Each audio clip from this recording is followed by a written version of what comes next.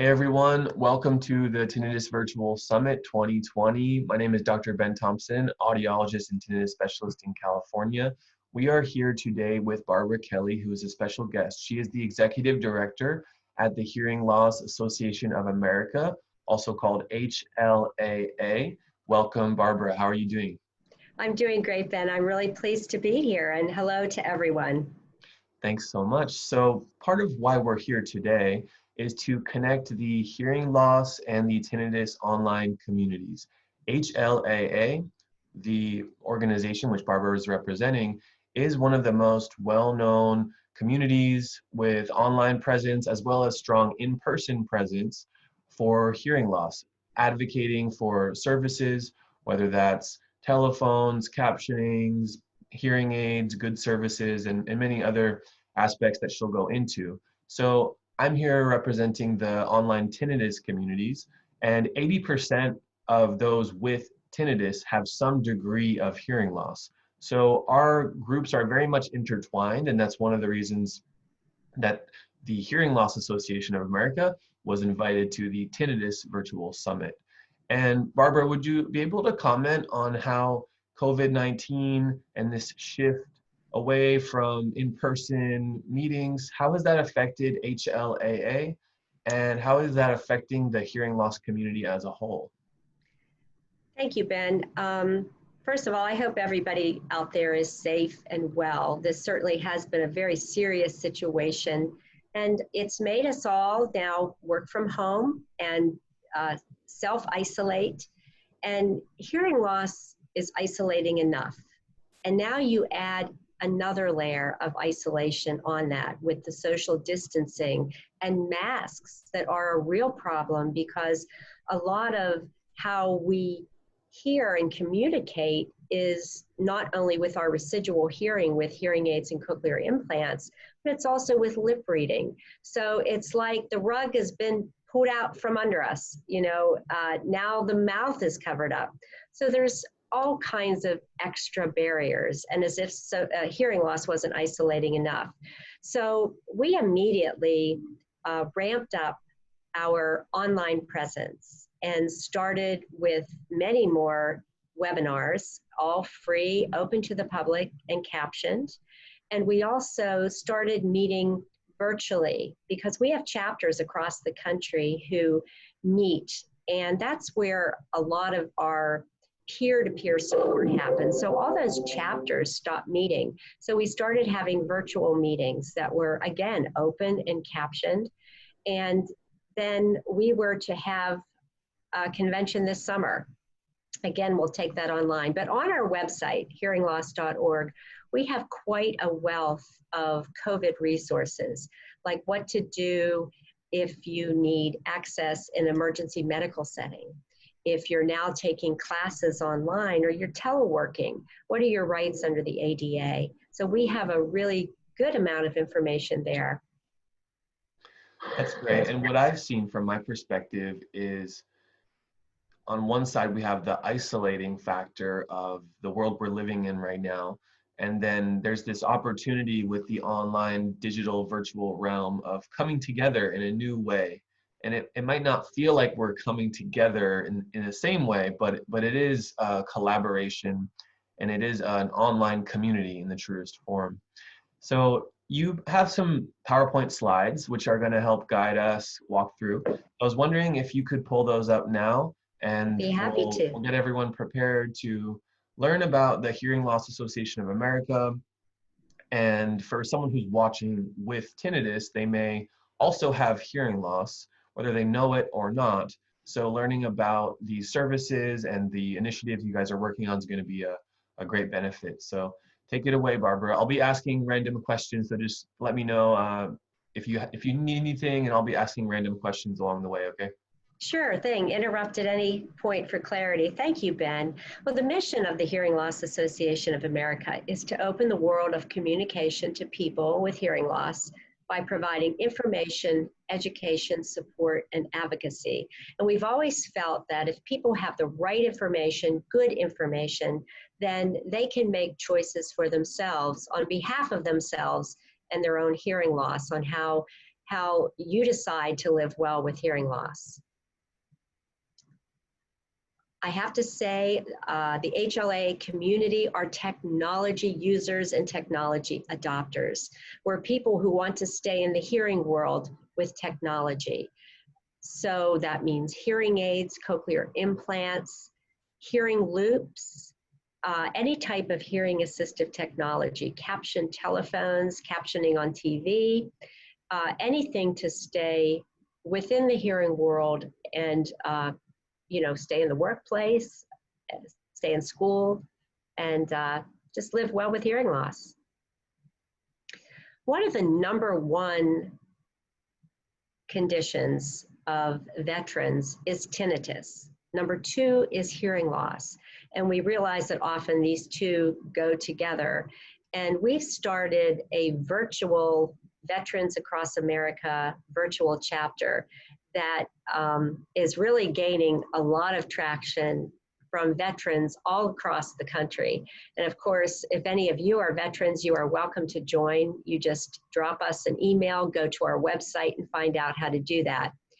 As I was talking earlier, when we were mentioning COVID, we have chapters across the country who meet where I feel our mission really comes alive. Our chapters have information and educational programs. They provide peer-to-peer support, and they often are involved in advocacy efforts in their communities. Many of our chapters advocate for hearing loops in public places and places of worship. But I think the main thing that COVID has done is it's eliminated the in-person meeting. So again, just someone can feel further isolated, but we've been trying to provide more of these digital meetings online. We also have the Walk for Hearing, and this is our 15th year of the Walk for Hearing, and we are in 20 cities across the country in the spring and in the fall. Well, one of the best things about the Walk for Hearing is on the day of the walk, that's where we see a lot of kids with hearing loss, kids who have cochlear implants, who have bone-anchored implants and hearing aids, and their parents. We also see people of all ages, but families come out, and it's such an exciting and fun day. Well, this spring, again, because of COVID-19, we've had to do a little pivot, and instead of these get-togethers with hundreds of people on walk day, we've taken these walks virtually online.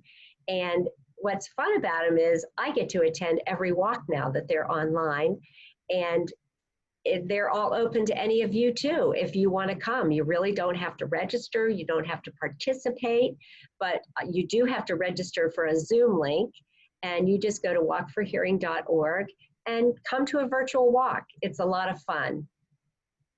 And I think one of the best things about our Walk for Hearing is this year, the American Girl doll, and if any of you out there have daughters, you might be familiar with American Girl dolls.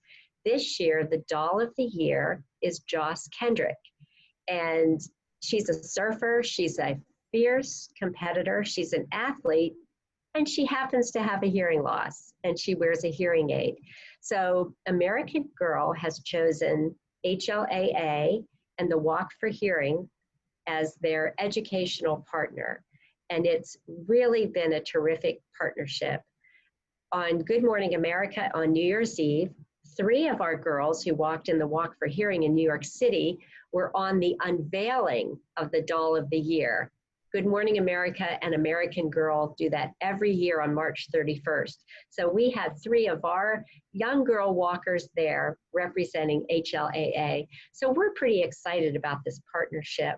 And if you shop at American Girl stores, which have been closed for the past couple months, they give customers an opportunity to donate to HLAA as well as in their online catalog. So not only are they educational partners, they've been providing a lot of fundraising support. And we just think it's really exciting that there's a doll wearing a hearing aid. It just lets kids know with hearing loss or without hearing loss, that you can do anything you want to do. I think that's pretty cool. I surf, so seeing a surfer who has hearing loss with HLAA, that's pretty cool. Thanks for sharing that. Yeah, we're really excited about that. In fact, I was in the store, in the Tyson's Corner, Virginia store, when they had one of the unveilings, and there was a little girl there with a bone-anchored implant, and she had read all the JOS books, and she was so excited to get her doll with all the extra things she could get, like the surfboard and everything. So it's pretty exciting. I'm very happy that they came out with this for kids. HLA also provides a lot of support and information. We have our website at hearingloss.org, and that's where you can go and find out about our free webinars. They're all captioned. They're open to anybody who would like to view them, and then we have them for playback as well. And they're on any topic you can imagine. Right now, a hot topic is on hearing aids, and what do I do if I need help with my hearing aids? What if my hearing aids break? So we also have Hearing Life magazine, which comes as part of membership in HLAA, plus a whole host of educational brochures that you can download for free, or you can order printed versions. So the idea is that we just want to give you the best information that there is so you can make your own choices about what you want to do with your hearing loss. We also take public policy positions and do a lot of advocacy work at the federal level. That's what our national organization does. And we're located right outside of the Washington, D.C. area. We work on a lot of things at the FCC, caption telephone service. We are now working on a task force with industry on hearing aid compatible cell phones. We deal with employment and medical settings, accessibility for communications. We're working with the FDA and over-the-counter hearing aids. And Medicare has now come up as a really hot topic. You know, Medicare does not cover hearing aids, which is pretty amazing because in this country, 10,000 people turn 65 every day. And we know that many people over 65 have hearing loss. So Medicare has never covered hearing aids, but now the topic is coming up because hearing aids are now essential to treating hearing loss. Cochlear implants are covered by Medicare, but we now know that hearing loss is linked to depression, anxiety, isolation, and there's a cognitive link between hearing loss and cognitive decline. So it's really important that our seniors have coverage for hearing aids because they're often unaffordable. So we're working on things like that. May I ask how that's going with the work like working to advocate for hearing aids through Medicare, which obviously is a big project and it has a lot of political undertones as well. And then I'm also curious about the FDA over-the-counter hearing aid, which is in development, I believe, to be released in the next few years. Do you have any updates on that for our audience? Sure. First of all, I'll talk about Medicare. Last fall, there was a bill introduced in the House for Medicare expansion, and it was part of a prescription drug bill. And the Medicare expansion was going to cover hearing aids and services, vision, and dental. And it actually passed the House, but it would also have to have a co-sponsor in the Senate. We kind of knew that it wouldn't go anywhere, but it's a first step. And I have to tell you, we've advocated for hearing aids under Medicare for a very long time, but this is the first that we've seen some steps. And it was actually scored by the Office of Management and Budget, which means they applied a cost to it. Now, this isn't going to happen overnight. And of course, with COVID, everything has been in turmoil with things that are passing in the House and the Senate.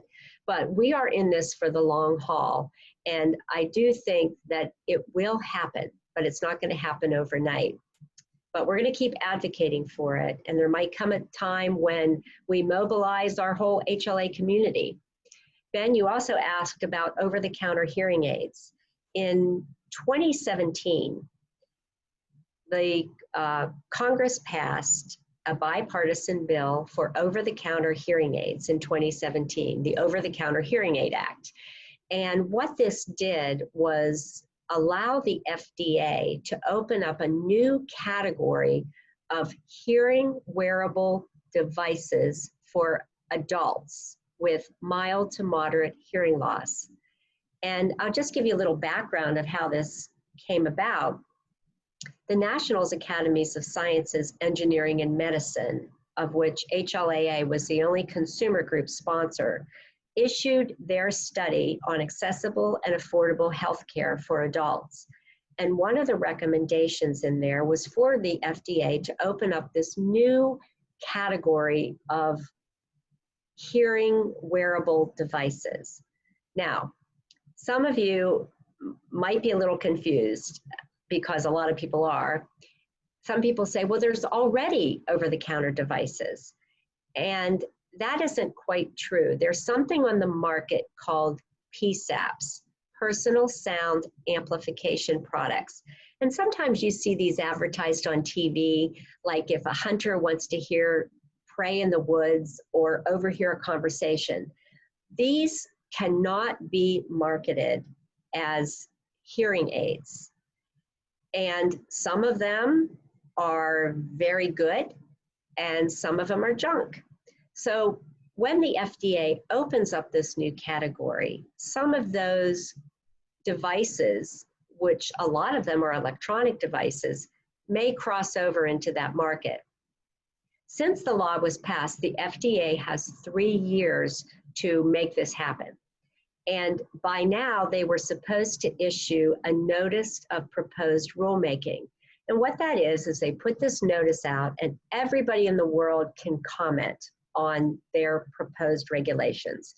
HLAA would comment, the hearing aid industry would comment, consumers would comment, audiologists will comment, and then they take all those comments and they write the regulations.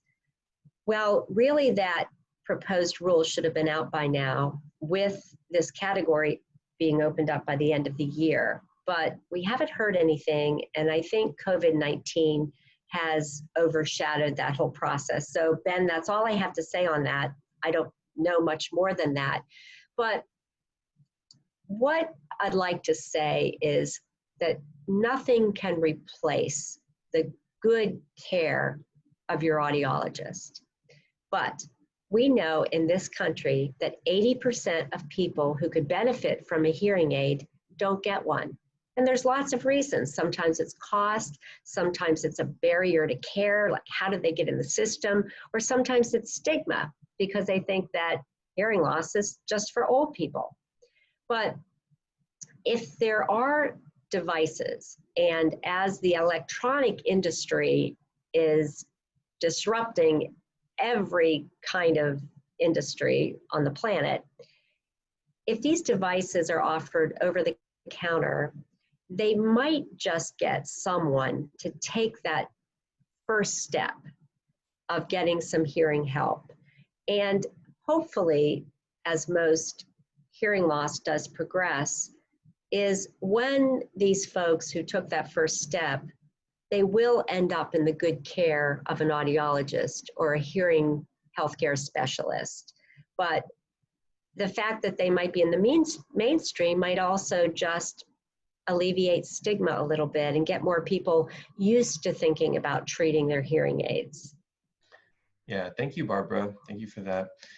It's clear that as a society in general, no matter what age we are, we want more of our healthcare to be online, and we want more control of it, and we want some more automated systems to access it. So in this way, the FDA Over-the-Counter Hearing Aid Act is meeting that market need and that market demand. So I think there's a place for everyone, as well as you're saying, audiologists who are working face-to-face with individuals, which would be the premium care, and then a potentially larger section of individuals who are looking for some help and an over-the-counter device or a simpler device without customized programming, it may meet their needs. So we'll be looking to HLAA as well as other sources for some updates as we develop with that. Thanks. And that's the way we feel as well. And we also know that there's going to be a real need for consumer education because people will be confused. So we hope to play a big role in that as well. Here we have a slide up about our resources during COVID-19. And I know that beautiful young woman is smiling. And I'd like to think that she's smiling because HLAA is providing great resources. Certainly COVID-19 is a very serious global health problem, and I know she's not smiling about that, but it just dawned on me she's smiling. But I think it's because she found some resources through HLAA. But I encourage you to go on hearingloss.org, and we really very quickly developed some really good resources. I talked about every year HLAA has a convention, and it's for people like you who might have hearing loss, who come, and there are workshops. There's a research symposium, there's a trade show and exhibit hall, but what's really great is meeting other people with tinnitus and hearing loss. And this year at our convention, we had planned a research symposium on tinnitus, and that still is going to happen, but it's going to happen virtually. So I invite all of you to attend our virtual convention. It's on June 18 and 19. And our presenting sponsor is Captel, and we would be very happy to have you. Just keep checking with hearingloss.org and you'll find out how to register and how to participate. But I'd like to tell you a little bit more about that Tinnitus Research Symposium. It's the latest on tinnitus research, and it's on Friday, June 19th from noon to 1:30. And this is our lineup of presenters, Dr. Henselman, Dr. Leprell, and Dr. Tyler. And we are very fortunate that the National Institute on Deafness and Other Communication Disorders is a sponsor of our research symposiums. And they said that they would be very pleased to sponsor this online event because it still does reach the goal of what we try to do. And it's also sponsored by Cochlear Americas. Not only do we present this research symposium, but we record all the proceedings, which are available on our website. And you might just want to go on our website because last year's research symposium was on genetics and hearing loss of people who acquired their hearing loss later in life. So we're just chock full of great information if you'd like to check us out. But I really invite you to come to this symposium. It will be the presenters themselves and then presenting on their topic. And then after, there will be a live Q&A where you can ask the presenters questions. So I encourage you to do that. Thank you, Barbara. And for our community, for our listeners, for the online tinnitus community in general, the question always comes up, when will we have a cure for tinnitus, and could this potential research or could this study be the cure? So there's always that excitement and hope around new research, and a research symposium like this is a way to dive deep into the details and set some realistic expectations about what could potentially be a cure for tinnitus or hearing loss, and how much time does it need. And for an individual, I have people ask me a lot, should I volunteer myself as a test subject? And that would be a great question to ask the actual researchers. Sure would. Yes. Well, thank you again, Barbara. Everyone, this is Barbara Kelley, the Executive Director at the Hearing Loss Association of America, HLAA. You can find them online at hearingloss.org. They have a great online virtual summit coming up in the mid-late period of June 2020, where we'll have a tinnitus research symposium, and that's an amazing resource. Thank you, Barbara. I'll let you say your final words, and then we'll stop the recording today. I just want to thank you, Ben, for this opportunity and to talk to all of you and enjoy this virtual experience. I think it's terrific that you could all participate in this, and just everyone stay well, and let's just stay connected in any way that we can. And thank you for this opportunity to tell you about HLAA.